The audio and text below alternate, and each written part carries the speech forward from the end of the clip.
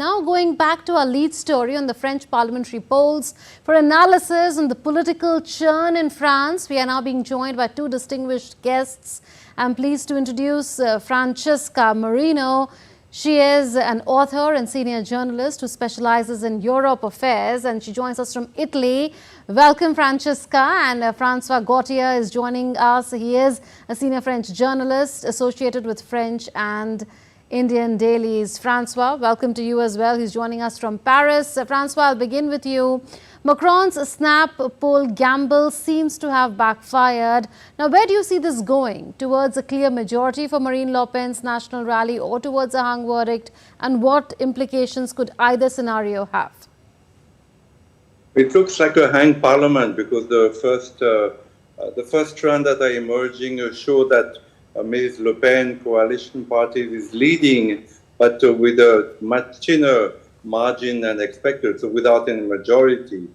So I guess that she may not be even able to form the government because the other parties might have a coalition and she would then be shunted out of power. I would like to say something here because I have watched the coverage in India of these elections, and there is a misunderstanding in India about what's happening. It is being made as if the extreme dangerous right is being countered by the moderate leftist and the Democratic Party, but actually it's much more complicated than that, and I think India can understand that because Mr. Modi and the BJP have been often labeled as extreme right by the French journalists, and I believe some of the French journalists were expelled. So it is not such black and white election. It's much more complicated and much more subtle than that. Absolutely. India would welcome the right turn in France, including in the whole of Europe, in fact. And like you are saying, there's much more to it than what some people are projecting. But Francesca, we are seeing the resurgence of the far right in Europe. UK is an exception, though, and Francois was referring to that. Why is that trend catching up, to your mind? See, I would agree with what the colleague said. I mean, it's much more complicated than this. We have a rightist government, and we have been having it for the past few years.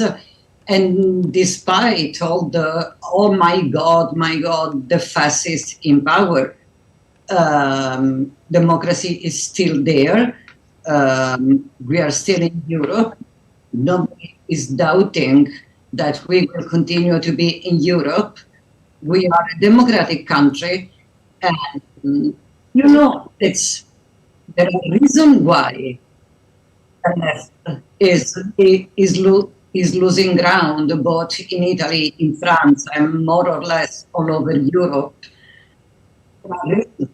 There are reasons. The reasons are, as we said again, complicated. The first one that comes to my mind is that they lost completely touch with what they call the base. They're out of touch with reality is what you're saying. Yes, exactly. They live in a bubble. They live in a bubble, in an unhappy bubble, where people care more for ideal rights than for what they have to put on their table for their kids. And I say it with a great sorrow because I'm leftist all my life. And I find myself, like many people in Europe, well, to put it mildly, quite puzzled. I think they should ask themselves why this is happening. And this is a question nobody wants to answer or even wants to ask.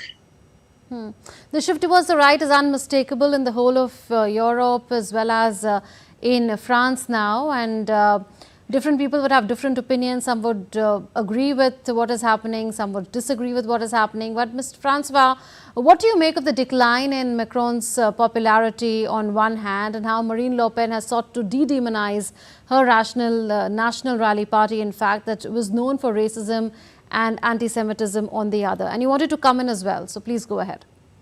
Well, yeah, you're right, and I agree with Francesca. The two main factors in these elections are, one, the immigration, the unbridled immigration that is happening in all countries in Europe. I think Italy is one of the first hit because its coasts are nearer to some of the Arab and African countries, but France also has a lot of immigration, and the French.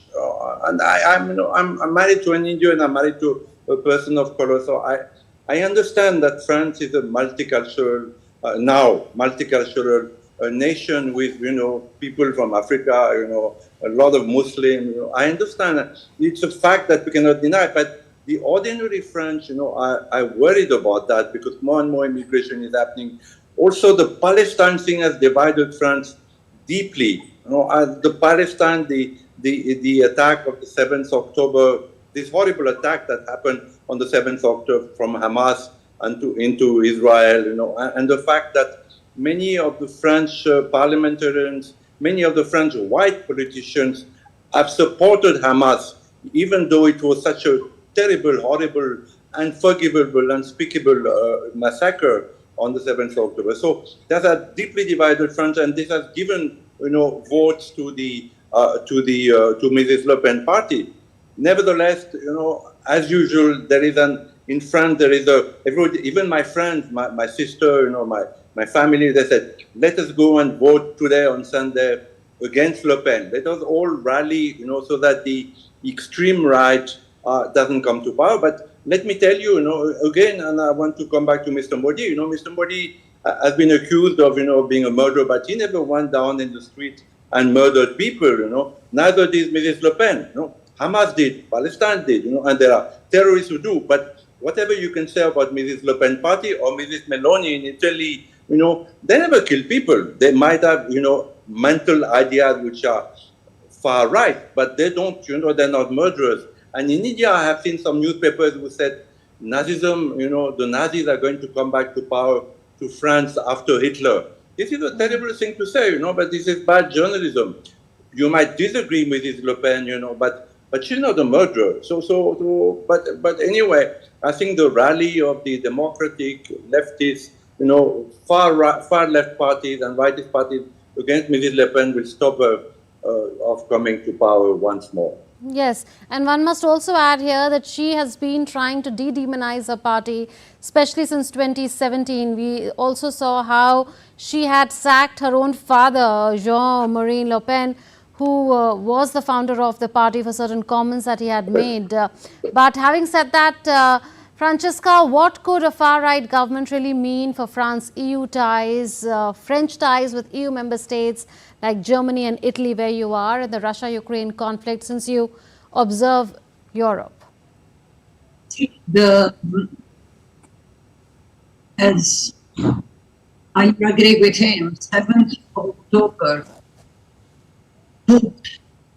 even in Italy, but I think all over Europe, it's a big problem. And frankly, a personal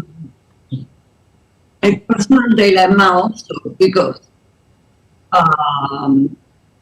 in the past it was simple: far right, all the bad, no democracy, anti-Semitic,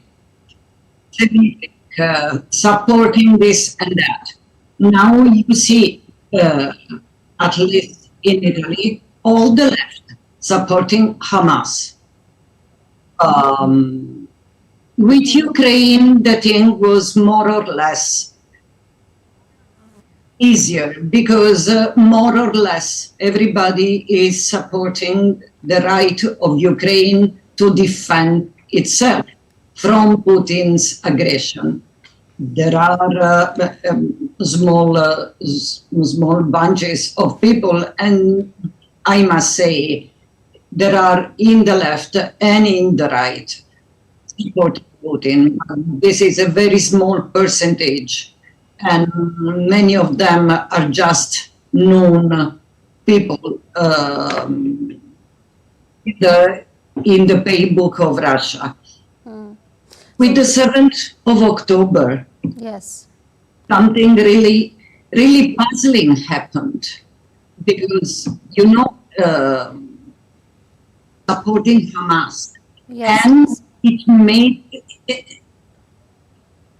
our government officially, even though it's a right government, and somebody still says is a far-right government, which is not. Is a parliamentarian right government. They are supporting Israel, but my side, the one who always stood for freedom, supporting Hamas. No, absolutely. This is an issue that has been inflaming emotions right since the 7th of October. And like we could see from the panel discussion, it would be a very divided National Assembly as well, considering the mix that this election could really throw up when we know the outcome. Well, we'll leave it at that. Francesca as well as Francois, such a pleasure to have you on DD India News Hour tonight. Thank you.